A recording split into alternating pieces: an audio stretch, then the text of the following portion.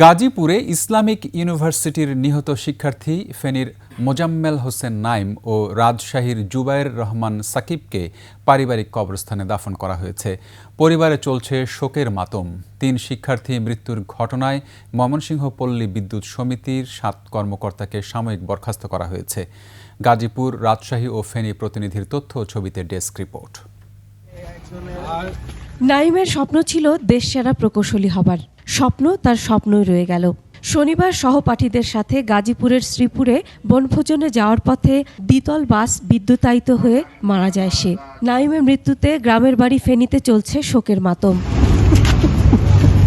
গত রাত 2:30টার দিকে তার মরদেহ গ্রামের বাড়িতে নিয়ে আসা হয়। পরিবারের 2 ভাই ও 1 বোনের মধ্যে নাইম ছিল দ্বিতীয়।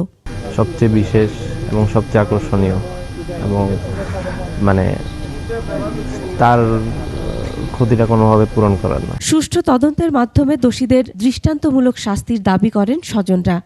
সরেজমিনে যাইয়া এটা আসলে নিরাপদ কিনা এটা পর্যবেক্ষণ করা দরকার ছিল। দোতলা বাস কিভাবে টাচ করে ওটা? বাস তো আর জাম দেয় নাই সেখানে, কথা বলছেন না? এটা এদের নেগলেন্সি আছে, ফুল রেসপন্সিবিলিটি, এবং আমরা এই জন্য কম্পেনসেশন দাবি করতেছি। সকালে ফতেপুর কেন্দ্রীয় ঈদগাহ মাঠে জানাজা শেষে দাদা দাদির কবরের পাশেই শায়িত করা হয় নাইমকে। একমাত্র ওয়ালটন এসি দিচ্ছে 1 বছরের রিপ্লেসমেন্ট গ্যারান্টি। দুর্ঘটনায় নিহত অপর শিক্ষার্থী জুবায়ের রহমান সাকিবকে তার গ্রামের বাড়ি রাজশাহীর মুরারিপুর কবরস্থানে দাফন করা হয়েছে। জানাজায় অংশ নেন সহপাঠী, বন্ধু, স্বজন সহ গ্রামের মানুষ।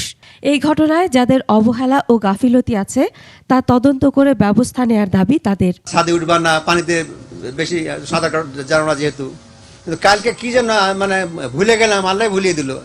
তার সম্বন্ধে কোনো মনেই নাই যে আজ পিকনিকে যাবে সে। কেন ভিসি মহোদয় এই যারা দিনের দায়িত্ব পালন করেছেন, ডিপার্টমেন্টাল প্রধান ছিলেন, আমি মনে করি তারা এর জন্য দায়ী। এ ঘটনায় নিহত অন্য শিক্ষার্থী মোহাম্মদ মুস্তাকিম মাহিমের বাড়িতেও চলছে শোকের মাতম। এমন মৃত্যু মানতে পারছেন না স্বজনরা।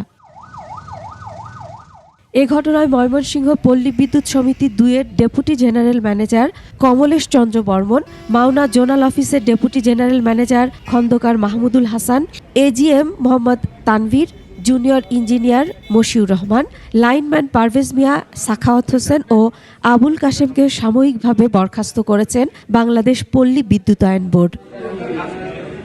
Masum Alisa, desk report, 21 television.